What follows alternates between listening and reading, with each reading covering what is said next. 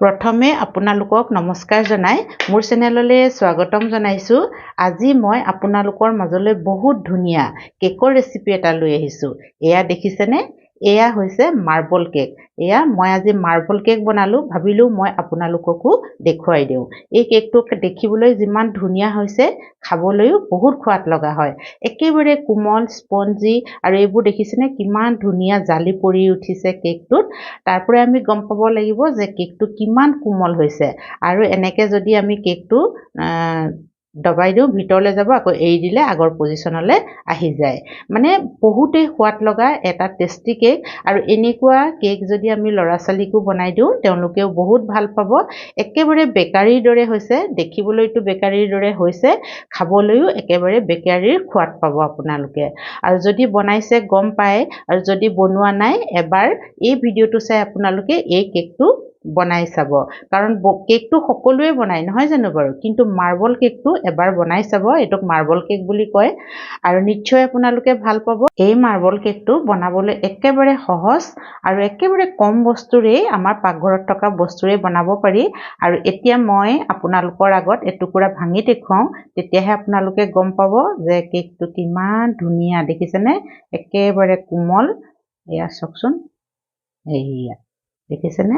আৰু এতিয়া মই বেছি কথা নাপাতি আপোনালোকক মোৰ ভিডিঅ'ৰ মাজলৈ লৈ যাওঁ, মইনো এই কেকটো কেনেদৰে বনাওঁ তাকে দেখুৱাবলৈ। আহক। কেকটো বনাবৰ কাৰণে মই এয়া আধা বাতি চেনি লৈছোঁ, আৰু মই এই বাতিটোৰ জোখতে সকলোবোৰ বস্তু ল'ম। আপোনালোকে যদি বনায় এনেকুৱা এটা বাতি নতুবা কাপ গিলাচ যিয়েই নলওক, সেই কাপ বা বাতিটোৰ হিচাপতে সকলোবোৰ বস্তু ল'ব লাগিব। আৰু এই আধা বাতি চেনি মই এতিয়া মিক্সিত একেবাৰে মিহিকৈ পিচি ল'ম। মোৰ চেনিখিনি পিচা হৈ গ'ল, আৰু এতিয়া মই ইয়াক খুলি দেখুৱাইছোঁ। দেখিছেনে? একেবাৰে মিহিকৈ পিচিছোঁ। আৰু এটা ডাঙৰ বাউল লৈছোঁ মই এয়া, আৰু তাতে মই এতিয়া চেনিখিনি দি দিম। চেনিৰ পৰিমাণটো আপোনালোকে কম বেছিও কৰিব পাৰে।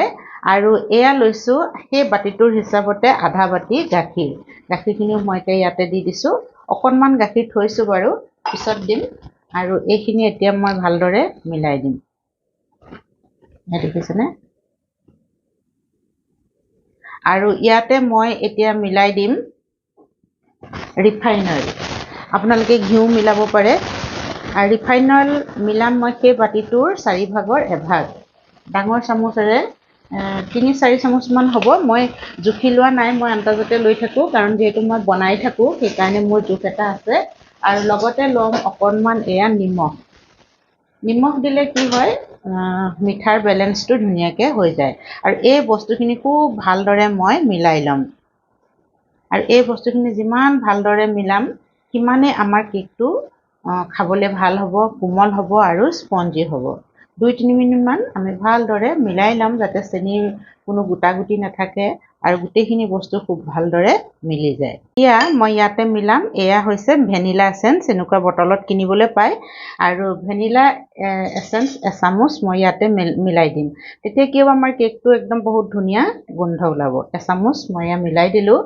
আৰু ভেনিলা এচেঞ্চ যদি নাথাকে আপোনালোকে ইলাইচি অকণমান গুড়ি কৰি, 5-6টামান ইলাইচি গুড়ি কৰি পেলানি ইয়াত দি দিব পাৰে। মোৰ আছে কাৰণে মই মিলাই দিলোঁ।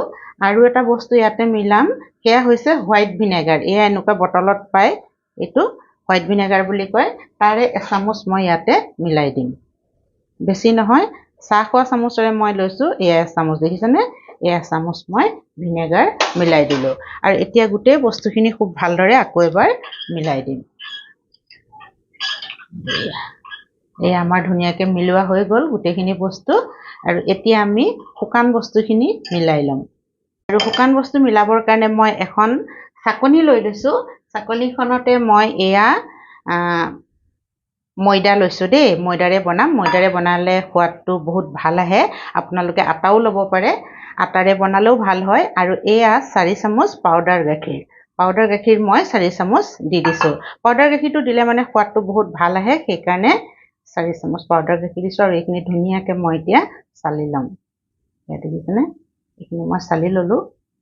কিন্তু কথা এটা হ'ল মোৰ এইটো পাত্ৰটো অকণমান সৰু হ'ল মই অকণমান ডাঙৰ পাত্ৰ এটা লৈ আপোনালোকক দেখুৱাই আছোঁ এই দেখিছেনে পৰি গৈছেগৈ ডাঙৰ এটা লওঁ চিচাৰ বাতিটোৰ পৰা মই এই ডাঙৰ ষ্টিলৰ বাতিটোত গোটেইখিনি উলিয়াই ল'লোঁ কাৰণ সেইটো সৰু হৈছিলে আৰু এতিয়া এই ময়দাখিনি আমাৰ লিকুইডখিনিৰ লগত মানে গাখীৰ চেনিৰ লগত বহুত ধুনীয়াকৈ আমি মিলাই দিম অকণমান কাম বাঢ়িলে আৰু মই সদায় এই ষ্টিলৰ বাতিটোৱে ব্যৱহাৰ কৰোঁ আজিহে কাঁচৰ বাতিটো ব্যৱহাৰ কৰোঁতে কামহে বাঢ়িলে দেখিছেনে বাৰু একো নাই এতিয়া মই এইখিনি বহুত ধুনীয়াকৈ মিলাই ল'ম আৰু এইখিনি আমি যেতিয়া মিলাম সদায় এটা ডাইৰেকশ্যনত মিলাব লাগিব দেই কেক বনালে এইটো বহুত ডাঙৰ কথা আমি একদম যেনে তেনে বেলেগ বস্তু বনালে যেনেকৈ যি টি ধৰণৰে ঘুটি দিওঁ তেনেকৈ ঘুটিলে ভাল নহ'ব এনেধৰণে এটা ডাইৰেকশ্যনত আমি ঘুটিব লাগিব তেতিয়াহে আমাৰ কেকটো বহুত ভাল হ'ব আৰু এই বেটাৰখিনি বহুত ভালকৈ মানে একদম ফিটি ল'ব লাগিব তেতিয়াহে আমাৰ কেকটো ধুনীয়া হ'ব কিন্তু অকণমান দেৰি লাগে বা কষ্ট হয় কিন্তু হ'লেও এয়া দেখিছেনে এনেধৰণে মই একদম খুব ভালকৈ এতিয়া গুটি ল'ম এয়া মই বেটাৰখিনি বহুত ধুনীয়াকৈ 5 মিনিটমান ফিটি ল'লোঁ এয়া দেখিছেনে এনেধৰণে আমি ফিটি ল'ব লাগিব আৰু এইখিনি অকণমান কিনাৰত থৈ মই আপোনালোকক কেক টিনটো দেখুৱাই দিছোঁ মই কেক টিন এইটো লৈছোঁ চাওকচোন আজি মই ইয়াত কেক বনাই দেখুৱাম আপোনালোকক আৰু এনেকুৱা এটা যদি আপোনালোকৰ ওচৰত নাথাকে বেলেগ ধৰণৰ কেক টিন হ'লেও হ'ব আৰু নতুবা কিবা এটা টিফিন বাতি ষ্টিলৰ তেনেকুৱাটো ল'ব পাৰে যেনেধৰণে আপোনালোকৰ সুবিধা হয় তেনেধৰণে লৈ ল'ব আৰু ইয়াত মই এয়া ৰিফাইন অইল দি পেলানি চাৰিওপিনে পলিচ কৰি দিলোঁ আৰু ইয়াতে এখন মই এতিয়া বগা কাগজ দি দিম এইখন বগা কাগজ নৰ্মেল বগা কাগজ হয় বাটাৰ পেপাৰ নহয় নিদিলেও একো কথা নাই তথাপিতো মই দি দিছোঁ আৰু এইখনৰ ওপৰত অকণমান তেল মই লগাই দিম এইটো আগতে তৈয়াৰ কৰি ল'ব লাগিব কাৰণ আমি বেকিং পাউডাৰ দিয়াৰ পিছত বেছি দেৰি আৰু থ'ব নোৱাৰি সেইকাৰণে এয়া আমাৰ কেক টিনটো তৈয়াৰ হৈ গৈছে এতিয়া আমি ইয়াত মিলাব লাগিব বেকিং পাউডাৰ আৰু বেকিং পাউডাৰ আমি এচামুচ বেকিং পাউডাৰ ইয়াত মিলাই দিম এয়া চাহ খোৱা সৰু চামুচ এখনেৰে এচামুচ এয়া বেকিং পাউডাৰ আৰু তাৰ লগতে আমি বেকিং সোডাও মিলাব লাগিব এয়া বেকিং সোডা আমি ল'ম আধা চামুচতকৈ অকণমান কম এয়া দেখিছেনে আৰু এতিয়া আমি এইখিনি ধুনীয়াকৈ বেটাৰটোত মিলাই দিম এতিয়া এটা ডাইৰেকশ্যনতে মিলাব লাগিব মই কৈছোঁৱেই যাতে গোটেইখিনি ধুনীয়াকৈ মিলি যায় অকণমান মই গাখীৰ দি দিওঁ অকণমান ডাঠ হোৱা যেন লাগিছে সেইকাৰণে বেছি নিদিব দেই বেছি পাতলা হৈ গ'লে কিন্তু আমাৰ কেকটো বেয়া হ'ব আকৌ সেইকাৰণে একদম সাৱধানতাৰে অকণমান দি দিছোঁ মিলোৱা হৈ গ'ল ধুনীয়াকৈ এতিয়া আমি এটা কাম কৰিব লাগিব এই বেটাৰখিনি মই দুভাগ কৰিম কিয় দুভাগ কৰিম আপোনালোকক কম এতিয়া প্ৰথমতে মই ইয়াতে অলপ ঢালি লওঁ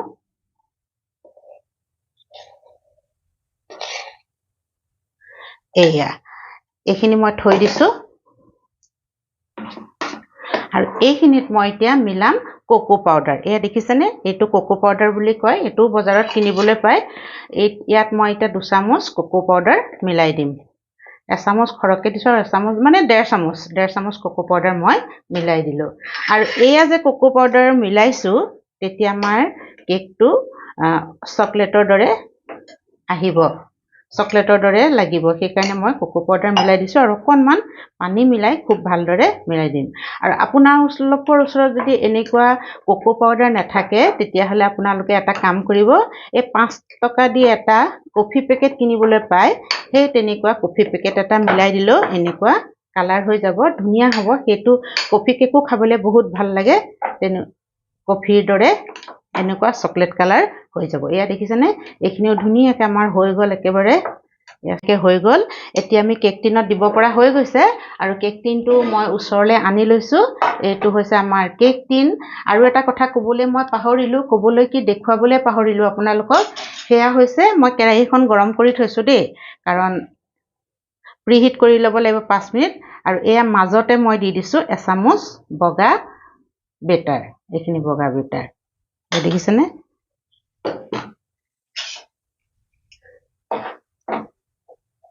এয়া আমাৰ চকলেট ফ্লেভাৰটো এনেকৈ আমি দি দিম মাজতে ধুনীয়াকৈ আমি দি দিম নিজে নিজে স্প্ৰেড হৈ যাব চাৰিওপিনে এয়া দেখিলেনে এতিয়া আকৌ আমি বগা দিম এয়া আমাৰ চকলেট ফ্লেভাৰটো এনেকৈ আমি দি দিম মাজতে ধুনীয়াকৈ আমি দি দিম। নিজে নিজে স্প্ৰেড হৈ যাব চাৰিওপিনে। এয়া দেখিলেনে? এতিয়া মই ইয়াৰ ওপৰত আকৌ দিম বগা। এয়া দিওঁতে বহুত সাৱধানতাৰে দিব লাগে। এতিয়া আকৌ দিম বগা। খুব সাৱধানতাৰে দিব লাগে। মোৰো মানে ঝটপটহে হৈছে একদম। আকৌ এনেকৈ টেপটেপাই দিছোঁ। বাৰে বাৰে টেপটেপাই দিব লাগিব, তেতিয়াহে মানে বহল চাৰিওপিনে আমাৰ বেটাৰখিনি যায়। কাৰণ বেটাৰখিনি ডাঠ, সেইকাৰণে অলপমান দিগদাৰী হৈছে। আৰু ডাঠ কৰিবই লাগিব কেকৰ কাৰণে, নহয়নে? এতিয়া আকৌ দিছোঁ চকলেট কালাৰ। এয়া দেখিছেনে?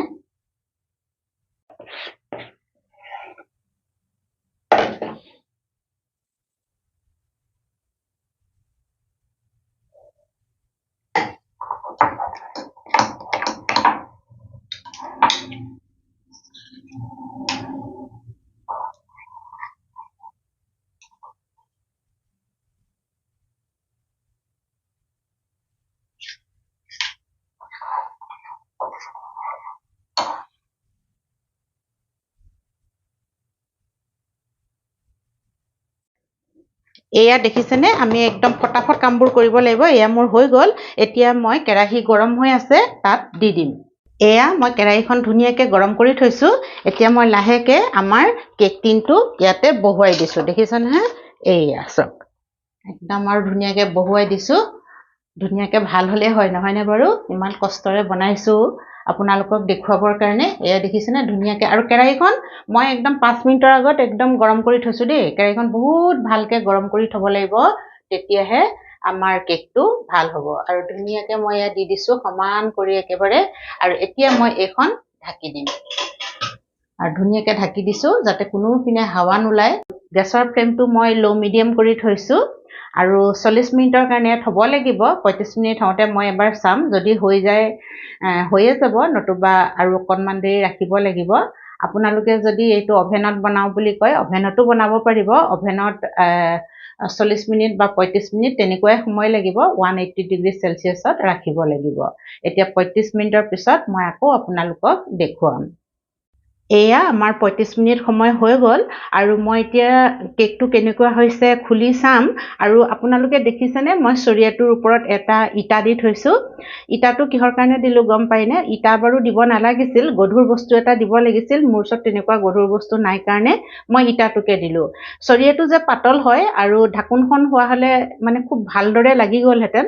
কিন্তু চৰিয়াটো পাতল কাৰণে অকণমান ওপৰলৈ উঠি আছে। সেইকাৰণে মই গধুৰ বস্তু এটা ইয়াৰ চৰিয়াটোৰ ওপৰতে দি দিলোঁ। এতিয়া মই আপোনালোকক দেখুৱাম মোৰ কেকটো কেনেকুৱা হৈছে। আৰু চৰিয়াটোতো বহুত গৰম হৈ আছে, ভালকৈ কাপোৰেৰে ধৰিহে এৰুৱাব দেই।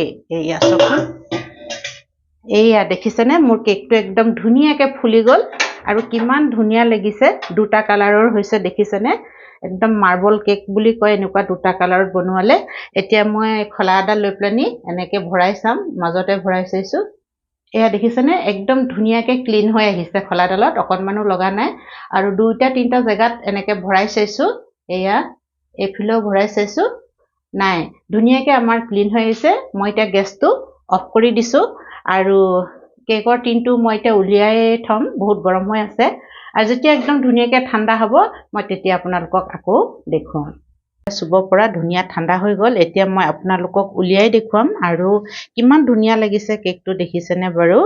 বাহিৰৰ পৰা কাটিলেও এনেকুৱা ধুনীয়া লাগিব। এতিয়া মই কেকটো উলিয়াওঁ। কেকটো ধুনীয়াকৈ ওলাই গৈছে। এয়া চাওকচোন, কাগজখন এৰুৱাই দিম এতিয়া। এয়া এইটো আমাৰ কেক টিনটোৰ পৰা মই উলিয়াই দিলোঁ। এতিয়া মই কাটি দেখুৱাম আপোনালোকৰ আগত এপিচ এপিচকৈ। কি যে ধুনীয়া হৈছে নহয়। প্লেটখন অকণমান ডাঙৰ এখন লওঁ ৰ'ব, তেতিয়াহে ভাল হ'ব।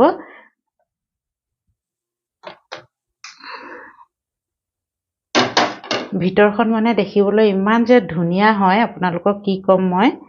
দেখুৱাই আছোঁ। মই প্ৰথমতে কাটি লৈছোঁ।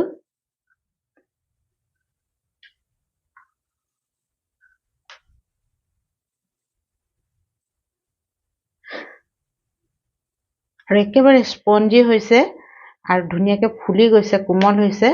এয়া চাওকচোন, মই এপিচ আপোনালোকৰ আগত দেখুৱাইছোঁ। কি ধুনীয়া ডিজাইন আহিছে দেখিছেনে? আৰু এই মাৰ্বল কেকটো চেৰি বাদামেৰে আমি যেনেকৈ কেক সজাওঁ তেনেকৈ সজাবলৈ দৰকাৰে নাই। একদম ধুনীয়া ডিজাইন আহিছে, আপোনালোকে দেখিছেনে? একদম মানে বেকাৰী দোকানৰ দৰে কেকটো হৈছে আৰু পূৰা জালি আহিছে, এইবোৰ দেখিছেনে? আৰু খাবলৈ যে ইমান সোৱাদ লগা হয়, মই কি ক'ম। আপোনালোকে যদি এই মাৰ্বল কেকটো বনাইছে, সোৱাদটোৰ কথা গম পায়। আৰু যদি বনোৱা নাই, এবাৰ বনাই চাব মোৰ ভিডিঅ'টো চাই। সঁচাকৈ বহুত ভাল লাগে আৰু ল'ৰা ছোৱালীয়েও ভাল পাব। চাওকচোন কিমান ধুনীয়া লাগিছে দেখিবলৈ, নহয়নে বাৰু? এয়া চাওকচোন, দুইটা চাইড দেখাইছোঁ।